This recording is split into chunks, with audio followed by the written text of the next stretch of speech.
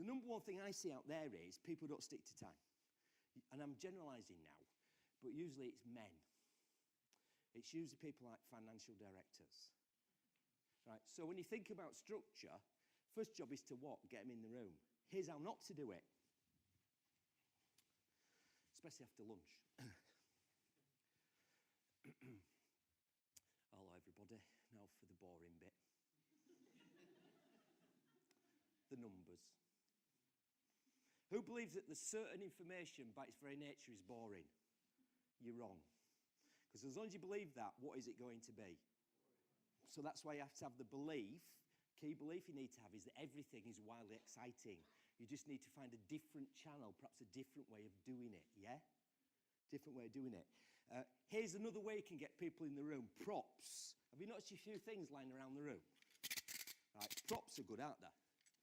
So you can create curiosity, because your job is to create curiosity, get people in the room. It's got a few things here. So this is why I ask people on the front room, right, to help me. Now, whoever helps me with this, I can only pick 3 of you on the front row, is going to get a free copy of my best-selling book. Signed, right, so you can sell it on eBay. This is a genuine book. It's called How to Be a Complete and Utter Failure in Life, Work and Everything. 44 and a half steps to lasting underachievement.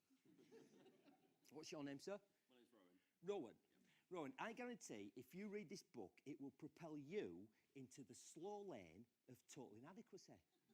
Right? So whoever wants to help me with the timekeeping is going to get a free book. So who's going to be first? Quick, go. There's one, right? Which timekeeping device would you like? Have a little practice with that. Okay.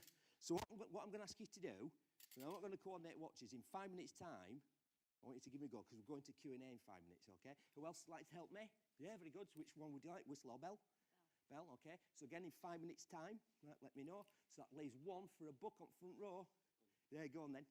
So in 5 minutes' time, you're going to let me know that we're going into Q&A, okay? But what most people do is they don't rehearse and they overrun, right? And they bore you with slides. Props are good. So you've seen some Kit Kats, right? So let me inspire you on how you can do something that some people will think is boring in a really exciting way, right? So I speak a lot of conferences around the world, and there's a good friend of mine called Tony D'Annunzio, who was chief exec at Asda. Then he moved to Holland to a big retail company called Maxida, okay? Disparate retail thing.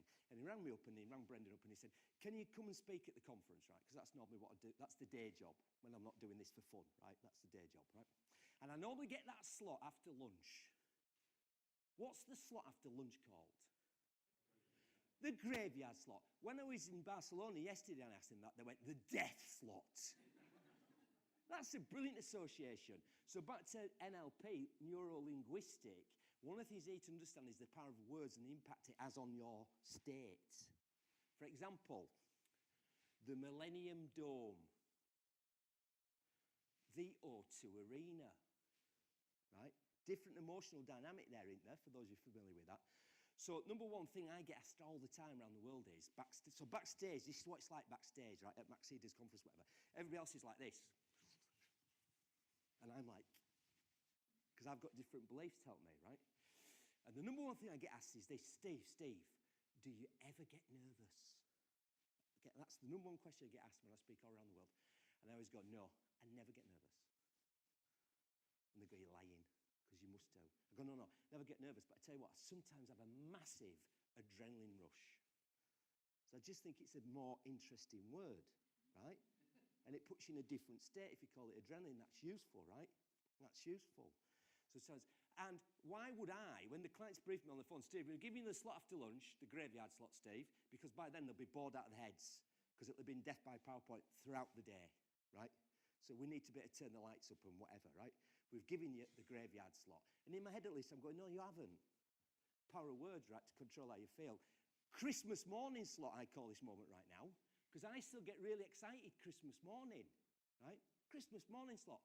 So Tony rings me up and says, you got the Christmas morning slot. He said, but it's funny. He said, I said to the financial director at this big conference at Maxida, big retailer, you're not allowed to use slides at all in your financial report. Can you imagine if you'd said that to your financial people? A few bankers in the room going, what? How the hell would I do any presentation ever again, Steve?